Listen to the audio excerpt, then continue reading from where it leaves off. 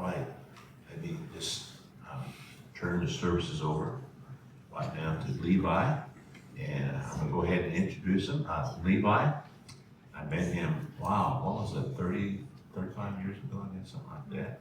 I met him, and actually I was the first one to actually touch him. I thought he was strangling, and anyhow, as you know, I delivered him. So Mom did all the labor, and I took credit for it. So I know he's ours, and so I'm so thankful that God gave us a second son and a third child at that time, and he's been a tremendous blessing to us. So glad that God brought him and Jen together, and that God has given them 4 wonderful grandsons. Well, they're not their grandsons, they're our grandsons, and so thankful for that. And appreciate the work that they're doing in Vanuatu, and how God has blessed him and has used him in a mighty way there. And so glad he gets to work with his older sister there. We need somebody to keep her straight. And so we said Jen. But anyhow, I can go home now. But we love the work that our kids are doing for Jesus Christ. And I want Levi to share with us right now some things about what God's doing for them. And that way you'll better know how to pray for them. And as you hear what's happening, okay? So, Missionary Levi Pitman, would you come and share with us? Oh, wow. Don't you appreciate it? I mean, can you imagine me being your father? No. No? What? Yeah. I don't know how Mom carried me for 9 months without touching me, but Yeah. you're the first person to touch me. Anyway, thanks guys for having me, putting up with me not coming up and talk. I feel like I probably the first Sunday we got back, I was pretty zapped and jet lagged. And then the next Sunday, did we leave the next Sunday? And we were still, I don't know. I should have got up here a long time ago. Filled y'all in how the last trip went and how everything went over there. But no, God's been blessing really well. When we first got back, we were back a week or two before, well, maybe we were back a little bit before that. Maybe it was around a month. And then Jeremy Pinero, the missionary that we worked with, you know, that Lydia and that I worked with years ago, he was leading Vanuatu.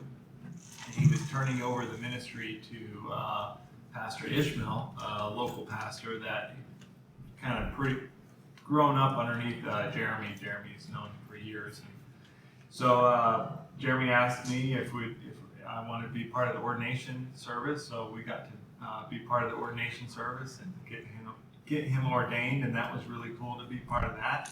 And then since then he's been pastoring the church there, the Luganville Baptist Church, and doing a great job. So that was one of our bigger highlights on the whole trip, is probably just getting to see Pastor Ishmael get ordained. But then on top of that ordination, right before we came back on Easter, this last Easter, we got to ordain another pastor up in Big Bay, Pastor Frankie. And the whole family was supposed to go for that. We had about a year's advance notice, so we were all excited. He's more remote, so it's going to be a bit of hiking with the kids, and then we're going to be staying out there in the jungle. And everybody, we were looking forward to it. And then cyclone season. Well, actually, we were at the tail end of cyclone, but we were still getting hit by some cyclones. So with all the flooding, we couldn't get a truck up there. So we were thinking, well, we'll get the truck up there, and then if we get flooded, then we're stuck on that side. But we were still going to go through with it. But anyway, too much raining, so we had to get a truck to take us up to the first river, and then we swam across that river, and then you hike to the next place, and then you swim across that river, and then swim across another one. But anyway, we finally Jen stayed back because at the time you were how many months pregnant? Anyway, she stayed with the kids, so it was just me and another missionary, the missionary Seth Stokes that lives up there in Big Bay. So we went up there, got to get Pastor Frankie ordained, which was awesome. Another good experience, and he's pastoring there in a church that Friends in Action built probably in 2014, 15, somewhere in there. It was a little while back, but that was before I joined Friends in Action. But we were still working with Friends in Action off and on, so that's exciting to see that building get used. And yeah, Pastor Frankie got saved through the road project that Friends in Action did, building the road going up to Montaloy, which, boy, there's a lot of different things that we could talk about. But the road project that Friends in Action did years ago to Montaloy for the Bible college and all that, that road, now the government is coming in and they're wanting to put a little more infrastructure in these remote places. So they want to put like a clinic and a little like police station type thing, so that because right now they're just so cut off from the rest of the, from our only town we have on the island. So they're going to do this, what do they call them again? Community centers or something like that. They're going to have a nice clinic there. They're going to have a police officer, at least one police officer there. There's a few other things they're going to have. So anyway, they were looking at different villages to put that in, and they chose Montaloy specifically because it has a road, a nice road that they can access it with. But out of all the villages in Big Bay, Montaloy is a Christian village where almost everybody's in church there, and it's such a soul-winning village. So the fact that the main headquarters are going to get put in Montaloy, everybody from all the villages around are going to be coming through Montaloy. I mean, it was God working it out. Way back when they did the road in the first place, Friends in Action was seeing, like this will help the road, the Bible college, and yada yada yada. But God knew way back when, like this is way more impact now with the community center going there. There's going to be so many more people traveling through, staying the night in Montaloy, and Pastor Gabby and some of the other pastors there. Pastor Abraham is one of the best soul winners I've ever met, and he's a really good soul winner. And I think we've got some really good soul winners. Yeah, I know a lot of people around the world. Well, not around the world, but around America. A lot of my aunts and uncles and cousins, they always tell me my dad is the best soul winner they ever met, which is impressive because I've got another uncle that's a really good soul winner. But I'm getting off topic now. So,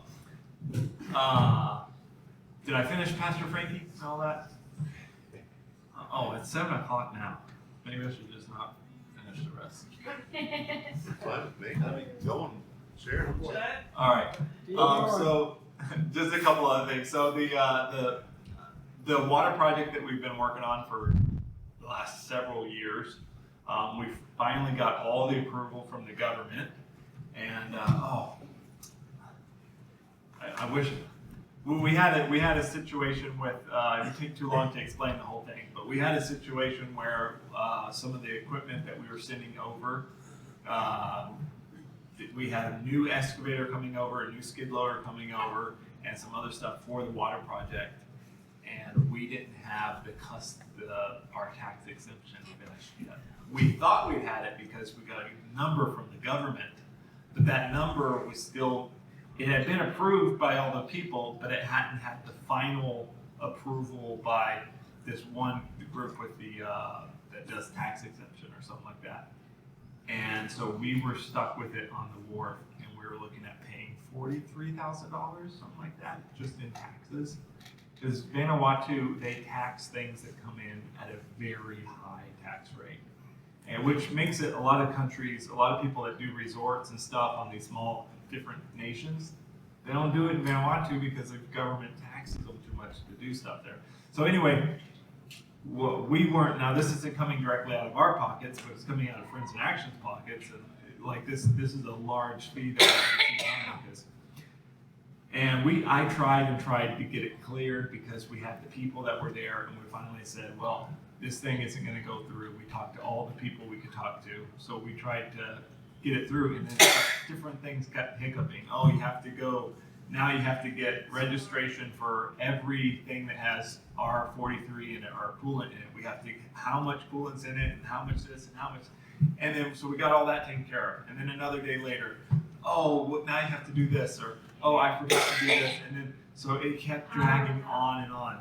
Oh, then the last day we go to do it, we go down there, I did all the paperwork at this place, I go over to the other place, and they say, oh, the network's down, so we can't print it out yet. I'm like, oh.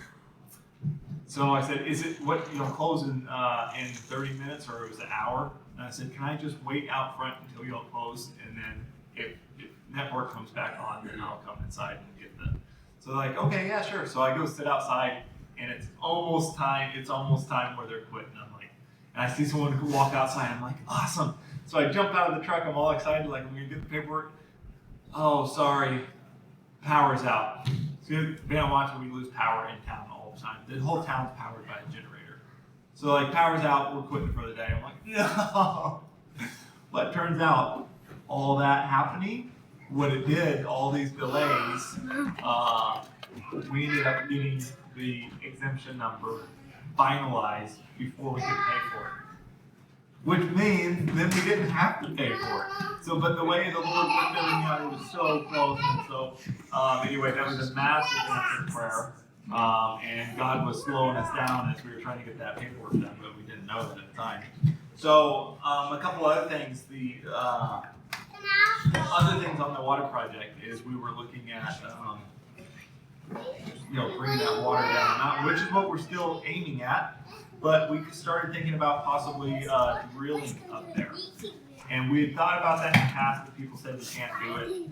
Well, we as the price keeps going up and up on the pipes that we're running and the logistics of how we're going to run it down the mountain, down in this big valley and right back up, and all the different things that we're going to have to do, we started thinking about drilling. So we took some equipment out there that does like ground penetration scans, and that's what we did just right before we came back this last trip, like a couple of weeks before we flew back over. We were up at Big Bay doing some scans, and it looks like we'll be able to get water at 70 to 80 meters.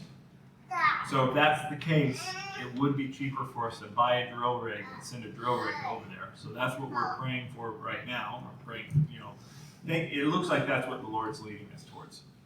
But if that is the case, that it's a really big. It'll help a lot of things. One, the project, as we're going, right away, villages are going to start getting water. There's also more redundancy. If the pipe breaks at the one, everybody south of that pipe are going to lose water. But if we're drilling wells, everyone's going to get water right there, and they have the water. Nobody's going to cut. A lot of detail, but the other big thing is we can do water at other villages. We're not stuck to what the gravity allows that village, what that spring to be able to go to. So now we'll be able to go to different islands. So that's what it looks like the Lord's doing, and we're excited about that. So we're praying about that. Again, got to do a lot of work on different people's trucks while I was over there. Going to do 3 different lift kits this trip. So Seth got a new truck, the lift kit for him. Just put a new lift kit in for Christian Isaac, another missionary that works in the middle bush. And Matt just sent me a message. It was an encouraging message, but it was also not encouraging. So he sent me a video. He actually had to drive that missionary's truck to go out down south. And he's like, oh, the suspension's so good in this truck now. He's like, I'm thinking about buying the same suspension for my new Hilux that he just got. And then he shows me the dash, and he's like, watch this. And he's just recording a video, and he sends me the video of it. But he's like, look at this, Levi. And he presses on the gas, and the tachometer goes, and you can see out the window, it's not going very fast. So the clutch has gone out in that truck. So I've got a clutch I got to change when I get back. And another answer, and that's the second clutch, is another missionary that's got a clutch. It's not as bad, but 2 clutches just staying. Another answer to prayer, though, that I prayed about years ago and didn't ever think it was going to happen. But one of the teams we had over, they heard my testimony and how God called us to Vanuatu and what we do there and stuff. And he's like, afterwards, he's like, hey, would you want a vehicle lift? I'm like, Yeah, that would be amazing. So he's an old retired guy. Well, he's still doing work. He's actually going to be helping us with the water project. But he's like, I have this lift, and I was just going to put it in my garage. And it's like, I don't really need it in my garage. It's just kind of going to be nice to have, for the rare occasions. But he's like, you would need it way more. So he's sending over a vehicle lift. So with the new workshop, and he told me just in time because we kind of redesigned and moved it around so we have space. Because I mean, you lift it up 8 foot or 6 foot, and then you also got the vehicle on top of that. So we had to move it over, and anyway, everything's working out great. So Lord willing, we'll have that coming over in the near future, and then it'll be a lot easier to change the clutch on that. Changing the clutch without that is a little bit harder on vehicles, but. So that's a big answered prayer. We got the roof on half of the workshop. Last time when we were here, I don't know if we told y'all, but half the workshop, the roof got ripped off of it. So now, our plan, not only are we adding a new workshop roof, but we're kind of doubling the size of the workshop. So we've put 2 containers side by side on the end, and now the roof is going to cover the workshop and another 20-foot area plus these extra containers, so we're going to have a lot bigger workshop. So we're halfway done with that. And then, that's pretty much it. I was going to talk about Amos, but it'll take too long, but I think y'all heard everything that happened with Amos, with him having the vacant seizures, and we thought he died. And then also, I've been doing jiu-jitsu over in Vanuatu. And we get people that come to jiu-jitsu. So my plan, I haven't taken it to town yet, but with the first month we did it in town, we had a large group of people coming. But with jiu-jitsu, it's kind of like years ago we did futsal, which is kind of like soccer, and people came to soccer that would not normally come to church, and then those people got saved at that. And now years later, some of those kids that got saved coming to futsal are now solid members of the church, and their kids are coming to church now. It's like those people all grew up in church basically just because of this ministry. So I started doing jiu-jitsu over there. So people come to jiu-jitsu. In our village, or close to where we're at, I guess I can say our village. It's the village closest to us. We're about 15 minutes out of town. So Sorunda is the village that we live next to, and we've had probably up to 20 people come from there, but the numbers kind of go up and down a bit. But anyway, we get to have people come to that. We do a little Bible study, then we do some jiu-jitsu stuff, and I enjoy that, and a lot of the guys there enjoy it. But here in the future, we're going to start going to town and doing a regular class in town, and the numbers are probably going to go. I don't know, it's going to be it'll be hard for one person to manage it all. So right now I've got 2 solid guys that have been coming, and one's a deacon in the church, and the other, well, he should be a deacon in the church, but he can't because he's a leader of the men's group in our church. Anyway, those 2 guys are solid Christians, and they're also getting pretty good at jiu-jitsu. So my plan is to bring it to town next year when we get back, and start getting some more people coming to, hopefully coming to church through jiu-jitsu. But I guess I could probably talk for another 30 minutes, so I won't. Thanks again for all y'all's prayers, and I know out of everybody in the States, y'all probably know more of what's going on with us, because that probably bores you all every time with information from us. But anyway, we love you guys, and thank you for your prayers. And did I miss anything big that I should have said? Y'all have any questions? Any questions you want to ask them right now? Oh, if anybody wants to come over to Vanuatu in the future, we'll have lots of vehicles, large equipment that needs to be operated, or welding and stuff like that. And Jen's nation could too. Friends in Action has team. I think the best way to do it, if somebody ever does want to come over, I know most of y'all are all really busy, but Friends in Action has teams that come over every so often, and you can get on their website, and you just tell us and we'll hook you all up. But you can fly over with a whole group of guys that are coming over to do work with us. Supposedly Stephen Hall is going to come over next year when we go back, so we'll be there for a bit. But there was something else I was going to say too, just crossed my mind. We haven't finished our video presentation. When we finish our video presentation, we'll play that for y'all, and then maybe give another update. Any prayer cards? Any questions? Is there? Do you live close to Matt and Lydia? Matt and Lydia? Yeah. What? So it used to be we were like 3 hours apart and several rivers apart, and those rivers would flood, and then we couldn't. But now they actually live in town, so well, just outside of town. They're basically in town. So we're probably we're about 15 minutes from town, but they're down a long dirt road or coral road that was built during World War II. So you can imagine how many potholes we had. So probably about 30 minutes from their house. 20 minutes, 25. All right. But not too far. Where we're at, we're just far enough outside of town that we don't have electricity where we're at, so we live off grid there. But no, we're pretty close to Mount Lydia. Any other questions? All right. Well, thank you again, everybody. And we'll turn back over to Dad. All right. So now you got to hear from the horse's mouth. Man. So, give you an idea of what's going on, and appreciate your prayers. Again, thankful for the souls that have been saved there, the churches that helped get going, and the future of more churches, especially as they run the water, because a lot of the villages have been very receptive to the water, and that's going to mean the difference between babies dying and not dying, because with the contaminated water, out of every 5 babies born, only one will reach age 2. Only 1 out of 5 because of the contaminated water. So with the fresh water coming in, the villagers are very thankful, and again, they look at it as a gift from Jesus Christ. So isn't that exciting? And Jesus is the water of life. So we're excited about what Levi and Jen are doing, and of course, Matt and Liddy be here soon, and we're excited what they do as a team working together there in the South Pacific.